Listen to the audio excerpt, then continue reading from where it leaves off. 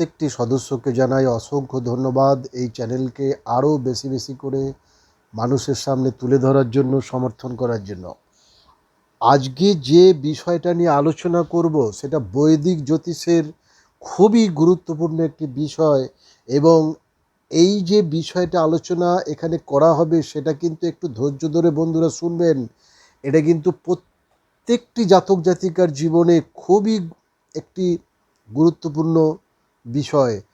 তো সরাসরি বিষয়ে আসি, সেটা হচ্ছে বৈদিক অ্যাস্ট্রোলজিতে যে 12 ভাবে জন্মকুণ্ডলীর যে 12 ভাব, সেই 12 ভাবে চন্দ্রের অবস্থান অনুযায়ী সারা জীবনে ফলাফল কেমন হয়, তো সেই নিয়ে আলোচনা করব। আসলে বিষয়টা হচ্ছে বৈদিক অ্যাস্ট্রোলজি এবং হিন্দু পুরাণ অনুযায়ী যেটা আমরা আলোচনা এখানে দেখব সেটা হচ্ছে খুবই গুরুত্বপূর্ণ। সেটা হচ্ছে বৈদিক অ্যাস্ট্রোলজি অনুযায়ী চন্দ্র মানুষের মন, আবেগ, মানসিক স্থিতি, মা, কল্পনা শক্তি, স্মৃতি, জনসমর্থন, জনপ্রিয়তা, ভ্রমণ, তরল পদার্থ, ঘুম ও দৈনন্দিন মানসিক সুখের কারক। জন্মকুণ্ডলিতে চন্দ্র যে ভাব বা যে ঘরে থাকছে সেই ভাবের বিষয়গুলিকে মানসিক ও আবেগীয়ভাবে অত্যন্ত সক্রিয় করে তোলে। হিন্দু পুরাণে চন্দ্রদেবকে সৌম্য, রসিক, কান্তিময় ও মনোজগতের অধিপতি বলা হয়েছে। তাই চন্দ্র শুভ হলে ব্যক্তি কোমল, জনপ্রিয়, কল্পনাপ্রবণ ও শান্ত স্বভাবের হয়। আর অশুভ বা দুর্বল হলে মানসিক অস্থিরতা, উদ্বেগ, সিদ্ধান্তহীনতা ইত্যাদি দেখা যায় সেই জাতক জাতিকার মধ্যে। এখন আমরা দেখে নেব যে 12টি ভাব বা ঘরে যে চন্দ্রের যে অবস্থান জন্মকুণ্ডলীর মধ্যে তার ফলাফল কি হতে পারে। যদি লগ্নে বা 1 নম্বর ভাবে চন্দ্রের অবস্থান হয় তাহলে তার প্রধান ফল যেগুলো দেখা যায় সেটা হচ্ছে ব্যক্তি অত্যন্ত সংবেদনশীল হবে এবং আবেগপ্রবণ হবে। মুখমণ্ডলে আকর্ষণ ও কোমলতা থাকে, জনসমক্ষে জনপ্রিয়তা লাভের সম্ভাবনা থাকে, মনের পরিবর্তন দ্রুত হয়, আত্মবিশ্বাস কখনো বাড়ে কখনো কমে। মানসিক বৈশিষ্ট্য, অন্যের আবেগ সে সহজে বুঝতে পারে, পরিবেশের প্রভাব দ্রুত মনের ওপর পড়ে, কল্পনা শক্তি প্রবল হয়। শারীরিক ফল কি হতে পারে? গোলাকার মুখ হয়, উজ্জ্বল চোখ হয়, জলীয় সমস্যা বা ঠান্ডা লাগা, সর্দি কাশির ইত্যাদি প্রবণতা থাকে। আর যদি চন্দ্র শুভ অবস্থানে থাকে তাহলে কি হয়? জনপ্রিয় অভিনেতা হতে পারে, জনপ্রিয় নেতা হতে পারে, শিল্পী, শিক্ষক বা সমাজসেবক হতে পারে সেই জাতক জাতিকা। আর যদি অশুভ হয় তাহলে কি হতে পারে? অতিরিক্ত চিন্তা আসবে, মানসিক অস্থিরতা আসবে, আত্মবিশ্বাসের অভাব দেখা দেবে সেই জাতক জাতিকার মধ্যে। এবার আসি দ্বিতীয় ভাবে বা ধনভাবে যে চন্দ্রের অবস্থান তার ফলাফল কি হতে পারে। প্রধান যে ফলগুলি সেটা হচ্ছে মিষ্টভাষী হবে এবং ভদ্র স্বভাব হবে জাতক জাতিকার। পরিবার এবং অর্থের প্রতি আবেগীয় সংযোগ থাকবে, খাদ্য ও বিলাসের প্রতি আকর্ষণ থাকবে। অর্থনৈতিক ফল, অর্থ আসে আবার খরচও হয়ে যায় অতি দ্রুত। তরল ব্যবসা, খাদ্য, দুগ্ধ, রেস্তোরাঁ বা জনসংযোগে সাফল্য আসে। পারিবারিক ফল কি হতে পারে? পরিবারের প্রতি গভীর টান থাকে, মাতৃ সম্পদ থেকে লাভ হতে পারে তার। অশুভ হলে কি হয়? অর্থনৈতিক অস্থিরতা দেখা দিতে পারে, পরিবারের মধ্যে মানসিক টানাপোড়েন দেখা দিতে পারে। এবার আসি তৃতীয় ভাব বা তৃতীয় ঘরে অর্থাৎ পরাক্রম ভাবে। প্রধান যে ফল সেগুলো হচ্ছে সাহস, যোগাযোগ দক্ষতা এবং সৃজনশীলতা বৃদ্ধি পায়। লেখালেখি, মিডিয়া, সঙ্গীত বা অভিনয়ে প্রতিভা দেখা যায়। ভাই বোন সম্পর্ক, ছোট ভাই বোনের সঙ্গে আবেগীয় সম্পর্ক দৃঢ় হয়। কর্মজীবন, সাংবাদিকতা, বিজ্ঞাপন, ভ্রমণ, সামাজিক যোগাযোগে সাফল্য আসবে। অশুভ হলে কি হয়, সিদ্ধান্তের ক্ষেত্রে অস্থিরতা দেখা দিতে পারে, অতিরিক্ত ঝুঁকি নেওয়ার প্রবণতা থাকে। চতুর্থ ভাব, সুখ ভাব। চতুর্থ ভাব বা ঘর, এটাকে বলা হয় সুখ স্থান বা সুখের ভাব। চন্দ্রের জন্য এটি অত্যন্ত শুভ ভাব বলে ধরা হয়ে থাকে। প্রধান ফল হচ্ছে মাতৃসুখ, গৃহসুখ এবং মানসিক শান্তি থাকে। জমি বাড়ি যানবাহনের যোগ থাকে। মানসিক দিক থেকে ব্যক্তি ঘর এবং পরিবার কেন্দ্রিক হয়। দেশপ্রেম এবং সাংস্কৃতিক টান কিন্তু খুবই প্রবল থাকে। শিক্ষার ক্ষেত্রে শিক্ষা জীবনে ভালো স্মৃতিশক্তি থাকে। শুভ হলে বড় বাড়ি, যানবাহন, সামাজিক সম্মান ইত্যাদি পায় জাতক জাতিকা। অশুভ হলে কি হয়, মানসিক অশান্তি, মাতৃকষ্ট, গৃহে অস্থিরতা ইত্যাদি দেখা দেয়। পঞ্চম ভাব অর্থাৎ পুত্র এবং বিদ্যার যে ভাব বা ঘর, সেই নিয়ে আলোচনা করব। পঞ্চম ভাবের যে প্রধান ফল চন্দ্রের উপস্থিতিতে, সেটা হচ্ছে বুদ্ধি, সৃজনশীলতা এবং কল্পনা শক্তি বৃদ্ধি পায়। প্রেমে আবেগ বেশি থাকে। শিল্প, সাহিত্য, সিনেমা বা সঙ্গীতে প্রতিভা দেখা যায়। সন্তানের যে সম্পর্ক, সেটা হচ্ছে সন্তানের প্রতি অতিরিক্ত স্নেহ কিন্তু থাকে যদি পঞ্চম ঘরে চন্দ্রের অবস্থান হয়।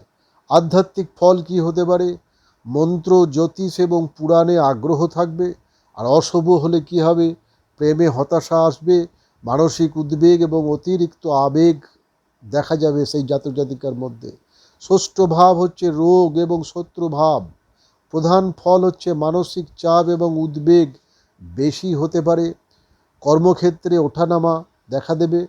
স্বাস্থ্য হচ্ছে হজম সমস্যা, মানসিক স্ট্রেস এবং অনিদ্রা দেখা দিতে পারে। কর্মজীবন, চিকিৎসা, সেবা, নার্সিং, সমাজ কল্যাণে সাফল্যতা আসবে। শুভ হলে শত্রু জয় এবং প্রতিযোগিতায় সাফল্য লাভ হবে। অশুভ হলে মানসিক ক্লান্তি, মামলা বা শত্রুতা বৃদ্ধি হতে পারে। সপ্তম ভাব বা দাম্পত্য ভাব, প্রধান ফল হচ্ছে সম্পর্ক এবং বিবাহ জীবনে আবেগের প্রাধান্য। আকর্ষণীয় এবং জনপ্রিয় জীবনসঙ্গী হবে। ব্যবসার ক্ষেত্রে বলা যেতে পারে পার্টনারশিপ ব্যবসায় সাফল্য লাভ হবে। আর বৈবাহিক জীবনের ক্ষেত্রে সঙ্গীর মনের ওপর নির্ভরশীলতা কিন্তু গড়ে উঠবে তার। অশুভ হলে কি হবে, সম্পর্কের মধ্যে অস্থিরতা দেখা দেবে, মান অভিমান এবং আবেগীয় দ্বন্দ্ব দেখা দিতে পারে। এবার আসি অষ্টম ভাবে বা অষ্টম ঘরে, যে ভাবকে বলা হয় আয়ু এবং গুপ্ত ভাব। তো এইভাবে চন্দ্রের অবস্থানের জন্য কঠিন ভাবগুলির একটি, মানে চন্দ্রের অবস্থান কিন্তু এই ভাবে খুব একটা ভালো নয়, এটা বৈদিক জ্যোতিষ অনুযায়ী বলা যেতে পারে। প্রধান ফল হচ্ছে গভীর চিন্তা এবং রহস্যময় স্বভাব হবে। গুপ্তবিদ্যা, তন্ত্র, জ্যোতিষে আগ্রহ দেখা দেবে। মানসিক ফল ক্ষেত্রে মুড সুইং কিন্তু করবে খুব প্রবলভাবে। জীবনে হঠাৎ পরিবর্তন আসবে। স্বাস্থ্যের ক্ষেত্রে মানসিক উদ্বেগ, হরমোনাল সমস্যা ইত্যাদি দেখা দিতে পারে। শুভ হলে গবেষণা, রহস্যবিদ্যা এবং আধ্যাত্মিক উন্নতি ইত্যাদি দেখা দেবে। অশুভ হলে দেখা দিতে পারে ভয়, হতাশা, মানসিক অস্থিরতা ইত্যাদি। নবম ভাব বা ভাগ্যের যে ভাব বা ঘর, সেই ঘরে যদি থাকে, সে তার হচ্ছে প্রধান যে ফল চন্দ্রের উপস্থিতিতে, সেটা হচ্ছে ধর্ম, দর্শন এবং আধ্যাত্মিকতার প্রতি প্রবল টান থাকবে। ভাগ্য সহায় হবে। দূর ভ্রমণ এবং তীর্থযাত্রার যোগ থাকবে। পিতার সঙ্গে সম্পর্ক, এক্ষেত্রে বলা যেতে পারে আবেগীয় একটা সম্মান এবং সংযোগ গড়ে উঠবে পিতার সঙ্গে পুত্রের বা কন্যার। কর্মজীবন কেমন হবে, শিক্ষকতা, ধর্মীয় কাজ, আইন বা দর্শনে সাফল্য লাভ হতে পারে। শুভ হলে উচ্চ জ্ঞান এবং সামাজিক সম্মান সে লাভ করবে জাতক জাতিকা। আর অশুভ হলে কি হবে, বিশ্বাসের ক্ষেত্রে অস্থিরতা দেখা দেবে, ভাগ্যের ওঠানামা হতে পারে। দশম ভাব বা কর্মভাবে যদি চন্দ্রের উপস্থিতি হয়, তাহলে কি হবে, প্রধান ফলগুলি হচ্ছে কর্মজীবনে জনপ্রিয়তা লাভ করবে, জনসাধারণের সঙ্গে যুক্ত পেশায় সাফল্য লাভ হবে এবং সম্ভাব্য পেশা হচ্ছে কি রাজনীতি, মিডিয়া, প্রশাসন, হোটেল ব্যবসা, চিকিৎসা, জনসংযোগ ইত্যাদি, বা হোটেলে চাকরি ইত্যাদি কিন্তু খুব ভালো হবে। সামাজিক মর্যাদার ক্ষেত্রে বলা যেতে পারে সমাজে পরিচিতি লাভ হবে, খ্যাতি লাভ হবে। শুভ হলে উচ্চ পদ এবং জনসমর্থন লাভ হবে। আর অশুভ হলে কর্মজীবনে পরিবর্তন এবং মানসিক চাপ দেখা দিতে পারে। 11তম ভাব বা লাভ ও ভাব, এইভাবে যদি চন্দ্রের উপস্থিতি হয় তাহলে প্রধান যে ফল সেটা হচ্ছে অর্থ লাভ, সামাজিক নেটওয়ার্ক বৃদ্ধি, বহু বন্ধু লাভ হবে এবং পরিচিতি লাভ হবে। অর্থনৈতিক ফল কেমন হবে? ব্যবসায় লাভ হবে, জনসমর্থন থেকে আয় হবে, ইচ্ছা পূরণ, মনের আশা পূরণে সহায়ক হবে। অশুভ হলে বন্ধুত্বে স্বার্থপরতা দেখা দেবে, লাভের ক্ষেত্রে ওঠানামা দেখা দেবে। 12তম ভাবে যদি থাকে চন্দ্র তাহলে কি হবে? এই ভাবকে বলা হয় ব্যয় ভাব বলা হয়ে থাকে, বা মোক্ষের ভাব বলা হয়ে থাকে এই 12তম ভাবকে। তো প্রধান যে ফল সেটা হচ্ছে আধ্যাত্মিকতা, নিঃসঙ্গতা এবং বিদেশ যোগ দেখা দেবে। গভীর স্বপ্ন এবং অবচেতন মন সক্রিয় হবে। মানসিক ফল কি হবে? একাকিত্ব পছন্দ হবে, কল্পনা শক্তি প্রবল হবে। আর ব্যয়ের ক্ষেত্রে বলা যেতে পারে আবেগের কারণে খরচ একটু বেশি হবে। কাজেই আবেগ নিয়ন্ত্রণের জন্য কিন্তু প্রতিকার করতে হবে যদি এই 12তম ভাবে চন্দ্র থাকে। আধ্যাত্মিক দিক থেকে হচ্ছে ধ্যান, মোক্ষ এবং আশ্রম জীবনে তার আগ্রহ দেখা যাবে। অশুভ হলে কি হবে? অনিদ্রা, মানসিক উদ্বেগ এবং গোপন দুঃখ তার মনে থাকবে। চন্দ্রের ফল নির্ভর করে আরও যেসব বিষয়ের ওপর, এবার সেগুলি আলোচনা করব। সেটা হচ্ছে শুধু ভাব নয়, নিচের মানে কতগুলি বিষয়ও কিন্তু খুবই গুরুত্বপূর্ণ এই চন্দ্রের অবস্থানের ক্ষেত্রে, বা চন্দ্রের ওপর কার কার দৃষ্টি থাকছে, বা চন্দ্রের সঙ্গে কার কার যুতি হচ্ছে, এগুলোও কিন্তু দেখতে হবে। তো প্রথম যেটা বিষয় সেটা হচ্ছে চন্দ্রের রাশি। চন্দ্র হচ্ছে অ্যাকচুয়ালি বৃষ রাশিতে চন্দ্র উচ্চস্থ হয়, বৃশ্চিকে কিন্তু চন্দ্র কিন্তু নিচস্থ হয়, এটা আমাদের মাথায় রাখতে হবে।